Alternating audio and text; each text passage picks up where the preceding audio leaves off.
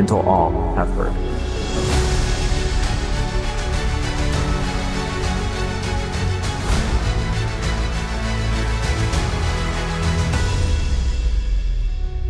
Welcome back to Friends in Action International Podcast. We're excited to have you here today. This is where we share stories of faith, service, and transformation around the world. I'm your host, Andy Bachert, and today we have a very special episode featuring not one, but two incredible guests today. Joining us today is Betty Nissley, who has recently stepped into the role of Teams Coordinator here at our FIA headquarters, and her daughter, Lauren, who experienced her first missions trip right alongside her mother. This is a short story about family, faith, and stepping into new territory, both literally and figuratively. So, Betty and Lauren, welcome to the podcast. Thanks for having us. Thank you. Absolutely. Good to have you here. So let's start off just a little bit of background on you, Betty. We'll start out just to get to know you, have the audience get to know you a little bit. Tell us a little bit of your background, what got you to FIA, and then we'll lead into the team coordinating, but I may stop you before you tell the full story. Sounds good. So I started off, I was a stay-at-home mom for several years, and then as the girls grew up and got a little bit older, then I went into the local school district and I worked with reading at the school district there. Then in I lose track of time, about 2017 is when we went on our trip to Nicaragua. So we went with Friends in Action there. And from there, God just continued to place on my heart a passion and desire to be more involved in missions and what that looked like.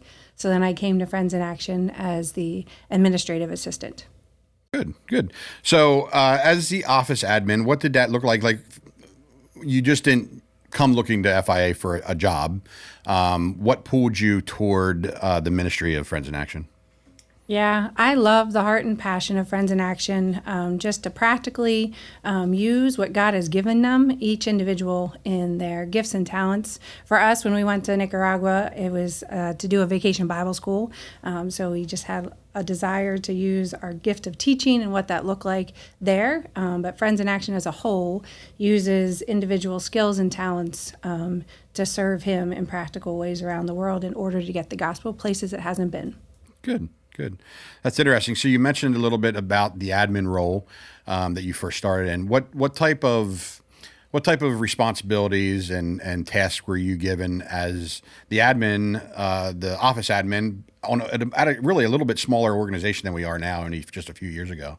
Sure. So I got to do all kinds of things. I love being the office admin because it was a variety of tasks that I got to assist lots of different individuals with for around the office here. So whether that was helping with event coordinating, assisting in the team's role as well, and assisting the team coordinator at that time with team travel and airline tickets and things of that sort. And I got to help with the communications department a little bit too, of producing materials that would be sent out and assisting them in that way. So it really helped me to get to understand the organization as a whole and how each department worked. Very good. So that pivotal moment, you mentioned Nicaragua and taking Lauren there as well. So what was the determining factor that said, okay, there's a trip with FIA, I'd like to take my daughter? What was that connection? What was the determining reason why you felt called for you and Lauren to go to Nicaragua? Yeah, I felt like it fit our skills well. Lauren has helped me a long time in children's ministry at our church, and this was a chance to be able to go and do children's ministry in a different place and to see how God is at work in a different place. And so it was just an exciting time to be able to go and use the skills that we already had, but in another place and partner with another group of people to do it. It's interesting because typically Friends in Action we don't focus on like vacation Bible school in these other countries or street ministry or anything like that. So what did that look like, knowing that FIA was also involved in projects? You got to see kind of the project side plus the children's ministry side. What did that look like as far as opening up the doors for FIA in general with the Rama? Yeah, you're absolutely right. So children's ministry isn't something that we do all the time, but it was a great opportunity for us. And like you said, we actually, the first time we were there with Messiah College, had just finished up doing a project there as well. And they were working on a bridge project as well as some baseball ministry as well there too. So it was great to see the work that they had done and the work that was needed there too. Like when we came back, since then, there's some wells that have been drilled in order to provide clean water and future housing projects as well. And so, we were able to see all the needs that were there and just partner with them in the future. Yeah. And the children's ministry was cool. Again, you guys experienced, I didn't, but just to see the pictures, and I've been in Nicaragua a few times myself, I see such a need for the children to have that companionship, to have that relationships building to point them to Christ. So while FIA doesn't do that regularly, it's a huge opportunity to be involved with them. And so kudos to that. So Lauren, I wanted you to introduce yourself briefly, and then we'll open the story up the trip to Nicaragua to you. One of the benefits the audience might not know is we're close friends, family friends as well with Betty's family. And we've got to see Lauren grow up, same age as my son. And so Lauren, introduce yourself a little bit. Where are you at right now in your either career or schooling? And then we'll get into the Nicaragua. Yeah, so I'm Lauren. I'm Betty's daughter. I'm her youngest daughter, and I am currently a junior at Liberty University studying elementary and special education. Very nice. Woo! Shout out to Liberty University, right? Very good. So, so that first trip to Nicaragua, Lauren, had to be a pivotal experience for you as well. One, just to expose you to missions, and two, to do that with your mom. So explain a little bit your first reaction to that when your mom asked you to go on the trip with her. Yeah, so before I went to Nicaragua, my mom went on a previous missions trip with my older sister to Ecuador, and so they got to go. I was too little, and so it was sort of like my turn to get to go on a missions trip. So to be honest, I was just really excited. I really didn't have any too big concerns or worries. I was just excited to go be with my mom and experience, a different culture. Very cool. So Betty, for you, what was it? You took your older daughter to Ecuador. Like Lauren said, what was it now to experience kind of that same type of environment or that same type of trip with Lauren? Yeah, it was an awesome privilege, which was just such a blessing in our lives. And we not only got to go that first time, but we ended up going 3 different times. Lauren and I all times, and then our other daughter came with us one other time as well. So it was just a blessing. When we went to Ecuador, it was really a kind of an exploratory trip and just an informative trip about what missions was like. And we interacted some and did a little bit, but this trip was the first time where we really felt like I really got to get hands-on with the individuals and walking alongside of them and building relationships with a group of people for a whole week. So that was just a wonderful experience to be able to go. And it taught us to trust God at a whole new level in so many different ways. I thought I trusted God until I got in a boat where I had no idea where I was going, and I was taking my 4th grader daughter with me and to the unknown. And it was just like, God, I'm trusting you. So I think was very pivotal in my walk with the Lord, as well as in trusting both of our daughters to God from that point on at a new level. Wow, 4th grade. That's when. Actually, I think it was fifth grade. Well, sorry. Still, that's yeah, further back than I thought it was. Summer into I mean, you're a 6th grade. junior now, so in college. Wow, I didn't realize it was quite that far away. That was the first time. Then we went 2 years. Yeah. The next 2 summers. But. Yeah.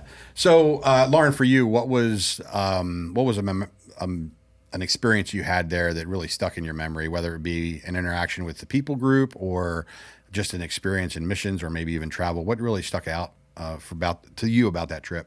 Yeah, I think it was just the people. They really stuck out. They just had so much joy. And I mean, obviously I live in America, which is a first world country, and so going to see them live on an island where they don't have any of the things that I have, and to still see them have that joy and desire to learn about Jesus just really stood out to me because their life looks totally different than mine, yet in some cases they have more joy and passion to learn about Jesus than I did at the time. And so that really challenged me. So how did you feel? I mean, it was a different culture, different language. How did you feel interacting with the children as far as communicating and being able to acknowledge they were actually understanding what you were saying in the teaching you were doing?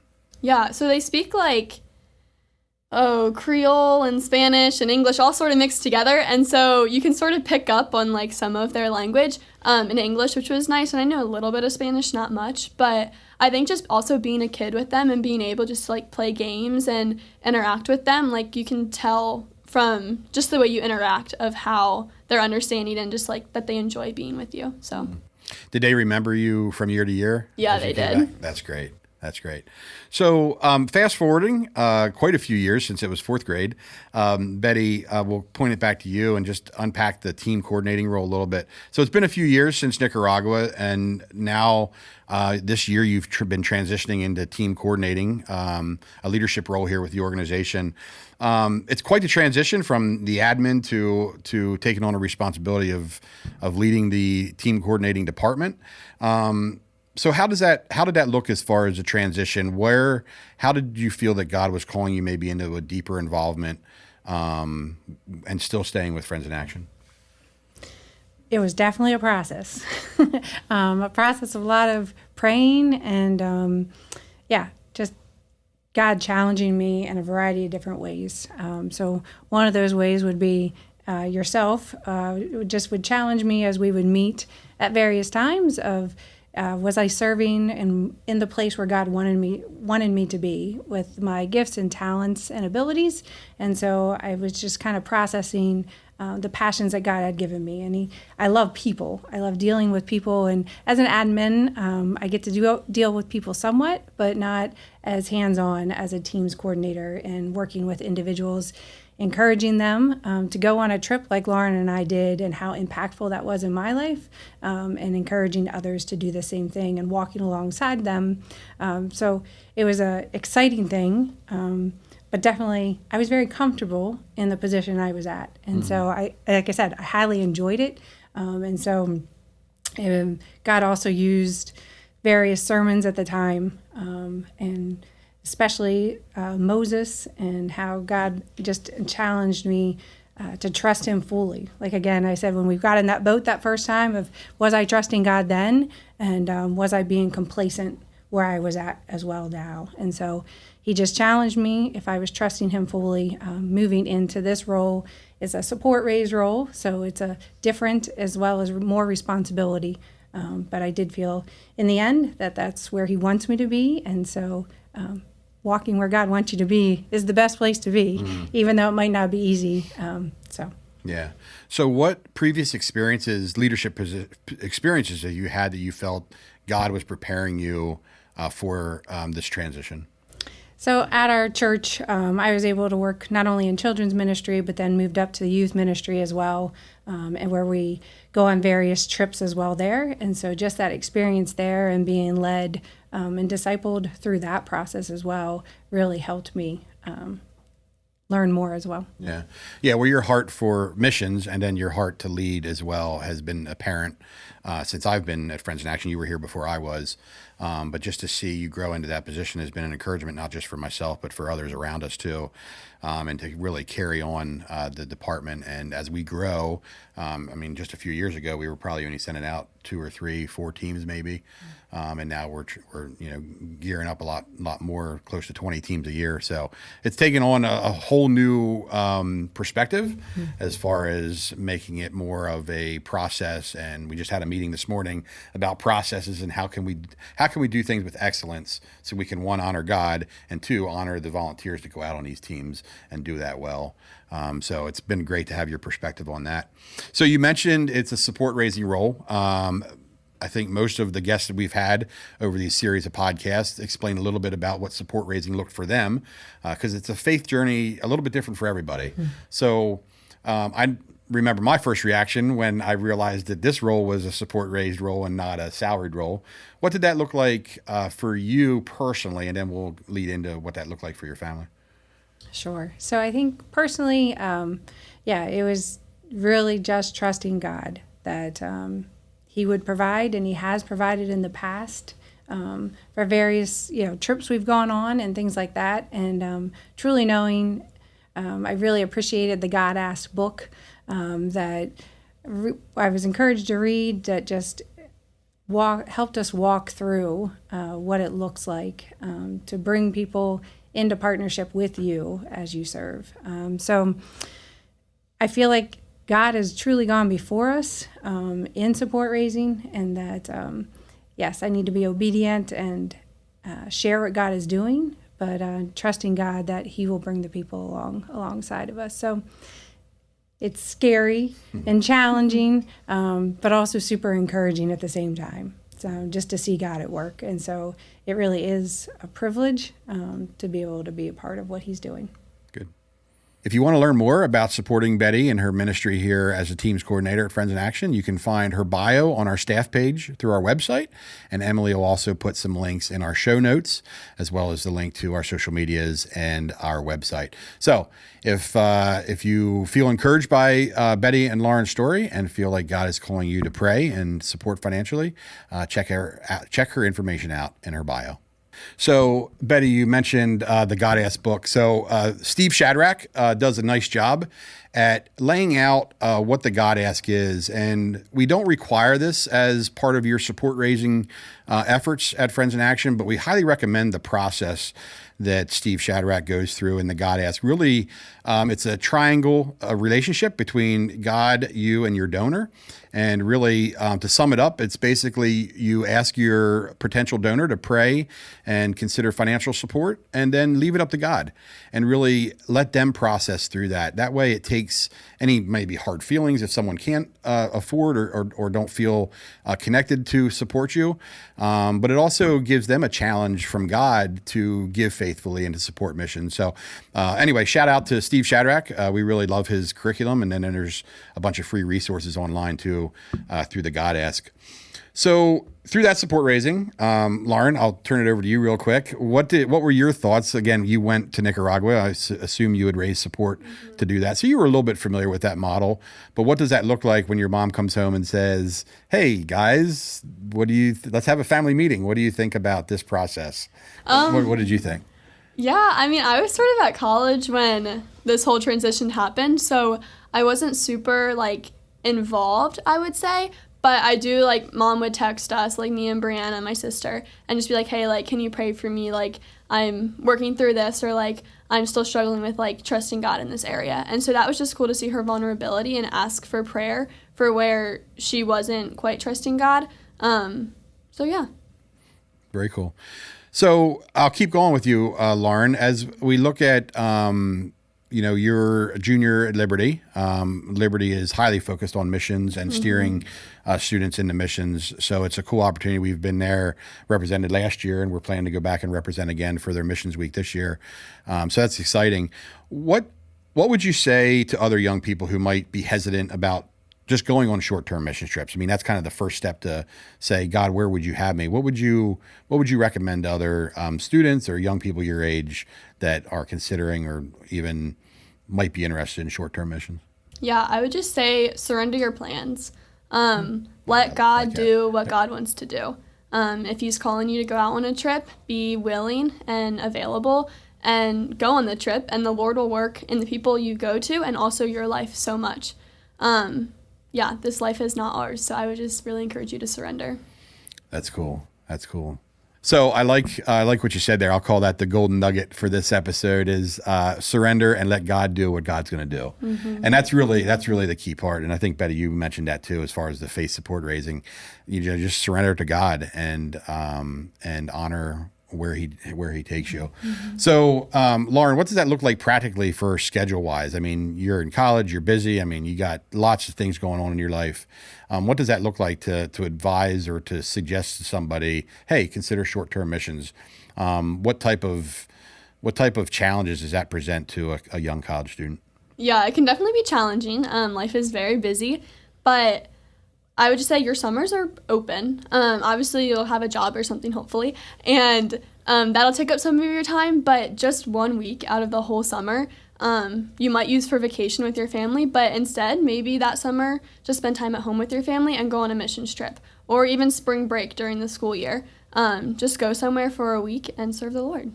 Very cool. So, Nicaragua was a kind of a pivotal experience for you. Do you feel that put you on a trajectory to kind of now, many years later, surrender to where God's taking you now, and what does that look like for your future? Yeah, I would say Nicaragua was definitely very pivotal in my life. Just seeing the work that he's done there and how, if I'm willing to surrender, what he can do through me. Yeah, so like looking into my future, I want to be a teacher, but I'm open wherever God wants me to teach. If he wants me to teach in the U.S., great, but if he wants me to go teach overseas, I would love to serve him in that way as well. So just from a young age, being exposed to missions and knowing what that can look like, and it can even work with your occupation. Like I can go be a teacher overseas and serve the Lord. So yeah, Nicaragua and interacting with those children just definitely placed a really like special need in my heart that I want to keep pursuing. So you did recently spend some time overseas, just a short segment doing some teaching. So give us a little bit of background on that and kind of what that experience was like for you. Yeah, so as I mentioned, I'm interested in teaching overseas after I graduate college. And so one opportunity that I was able to go through with Liberty was I was able to, over spring break, go to Thailand and teach at a Christian school there for one of my classes. So it was just a short week trip that I went, but I just got to see what it looks like to be a Christian teacher overseas and be able to share the love of Jesus to students who don't live in the same culture as me and who don't believe the same things that I believe. Yeah, no, very good. And that's one neat thing about missions is there's organizations that do just that. There's organizations that put Christian teachers out as their career, but yet they get to have relationships with nationals and around the world. And that's one of the things that I've shared on this podcast before. It's not about whose badge you wear. Just because Friends in Action doesn't send teachers out globally, it doesn't mean we can't support those that do. And that's one of the things I love about Friends in Action and how we collaborate with other organizations to help support that. So that's encouraging. There's definitely, what I've recognized, there's definitely a fit for everyone in some type of missions work, whether it's domestically or internationally. You can't, I'm sorry, I'm going to go out on a limb here and say, you can't say, well, God can't use me. That's not true. And the skills that God's given you, no matter what they are, can be used for furthering the glory. So it's cool that you're pursuing that as well, and as part of a career, but also a ministry and doing that. So, but I do know that you weren't originally going to go to be a teacher. You had a desire because of your love for sports.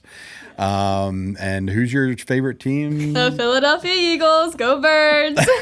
There you go. So Philadelphia. So shout out to them too, Yes. I guess. So my lack of knowledge of sports and following sports is that Lauren and Betty were talking about some podcasters from the Eagles earlier, and how Lauren would love to get on their podcast at some point. But I said, "Oh, are they students, friends of yours at Liberty?" She's like, "No." So anyway, a little humbling there that I don't know quite as much as Lauren in football. But anyway, you are a very loyal fan to the Philadelphia Eagles. I like to pride myself in that. That's right. But, just like God changes your plans and you follow where he's leading, and that's cool to see you develop that in yourself as well. So, Betty, back to you, a little bit on the teams coordinating. As you continue that role, I guess really we transitioned you at the beginning of this year to start the process of support raising, plus to hand off some of your responsibilities to our new admin, our office admin here. So it's been a little bit of a process, and we wanted to respect that and take the time to do it so we can do it well and do it smoothly. Do you have a vision for what you would love to see the teams department grow into, or what's your, I don't want to say goals, but what would your vision be years to come with Friends in Action? I think having been here for a few years now, just seeing the need of how many projects are out there that need supported, the goal would be to continue to raise up individuals that desire to go and serve, team leaders that are willing to lead the teams well and be trained in how to lead teams so that we can send more teams out. Like you said, we've continued to grow in the last 3-4 years, sending more and more teams out to do the various works and projects that God has out there. But we know that there's many more to do. And so not being able to say yes to the projects God brings to our door, and we have the people that are ready to go. Yeah. And that's a hard thing for us, for our executive director and myself, to look at the requests that come in and try to validate. Like, it's all great kingdom work that needs to be done from a construction or an infrastructure support process, but it's the resources. And if you're listening to the podcast and just feel that, again, like I said earlier, you can't sit there and say that God can't use you, whether that's painting walls or sweeping floors, or, we do focus on construction and trades, but you don't have to be a highly skilled person in the trades. 2 years ago, we took some young guys to Uganda who were mechanics, and they ended up laying tile and painting walls. So it's about opening yourself up to where God may be calling you, and an experience in short-term missions, just like Betty and Lauren mentioned many years ago in Nicaragua. So it's encouraging. If one of the things that I can say is sitting here and seeing you guys develop this process over the years, because again, we've been not just coworkers, but friends for many years. It's been interesting to see your family grow in allowing the Lord to use your whole family for ministry. Your husband's been in Nicaragua as well a couple years ago and worked on a project there with a team of guys. So it's encouraging. And then your other daughter has gone as well. As you move forward, if somebody's like, well, I can't travel, I don't have either the finances or my health's not able to, but I still want to be used. I still want to do something. And maybe FIA has that opportunity. What other type of opportunities can a volunteer get involved with that still is part of furthering the kingdom? Sure. So we do locally and domestically, we send teams to another partnering organization called Ethnos 360. So if international travel isn't for you, but you still would want to serve in that way, we can help send you locally through Ethnos 360, that they're working on missions, training missionaries to go. So we help renovate their property and keep it up to date for things like that. Also locally, we are in Elizabethtown, Pennsylvania. So if by chance you live locally, there's ways that you can be involved here at the headquarters. We have a group of individuals that come in to help with our mailing. We have individuals that come in to help prepare for our banquets and awareness, things like that. So there's a variety of different opportunities in that way as well. And obviously, prayer is a huge part of what is needed when teams go out. I love having individuals that I know that are praying specifically for them and raising up future team people. So we would you can contact us and get involved with the prayer part of it too. Good.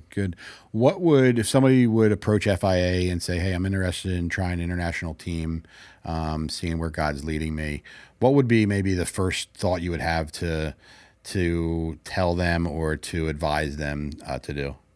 I think, first of all, we would love just for you to pray about it and see, if God is really calling you to go to this place and use your gifts and skills in this way. Obviously, we'd love to give you lots of information and everything, but God leading and directing you is the most important thing. Yeah. No, that's good. All right. So as we wrap up this episode, it's been an honor to have both of you here and to be able to do this and share a conversation and share with our audience. One of the things we focus on here at Friends in Action and our podcast, one of the goals that Emily and I have is to share that it's just ordinary people doing extraordinary work that God uses us. Anywhere from our shipping department to our mechanics to volunteers that we've interviewed. It's just been great to express that we are just normal individuals. I think we sometimes have a perspective that missionaries are these higher spiritual people that have been, living going to Bible college and things like that. And it's just normal people that can advance the kingdom through the skills that God's blessed us with. So with that, what would you leave? What would be a last kind of a last closing thought that you would leave with the audience today, Betty? I think for me, it would be just, trusting God one step at a time. Like you said, I would have never thought from being a stay-at-home mom, raising two daughters, to working in a school, to one day being now teams coordinator, for a missions agency. Wouldn't have thought that's where God would have brought me. But just trusting him one step at a time and saying yes to a first trip, and then yes to an admin role, and then yes, I'll do this next thing. And so, just continuing to seek his will and trust him that if it's where he wants you to be, he'll take care of it. One step at a time. That's kind of your tagline. That's my old tagline. Yep, that's my newsletter. Yep, I know. One step at a time. I love it. Lauren, how about you? Let's hear some closing thoughts as far as either a shout out to the young people that may be considering, or what would your closing thoughts be?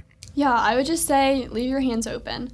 God has great plans for your life, but he can't accomplish them with your hands closed. So leave your hands open so that he can move you to where he wants. And also, don't be afraid to say yes. It might be scary to hop into that boat and go across seas or the plane.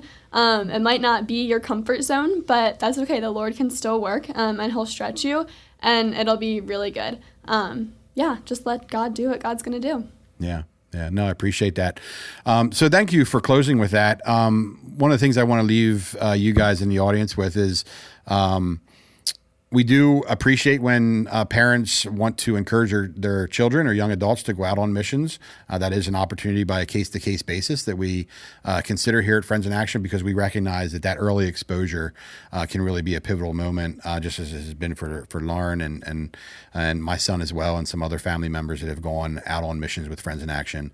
If you want to know more about Friends in Action, you can check us out on our website, fiaintl.org.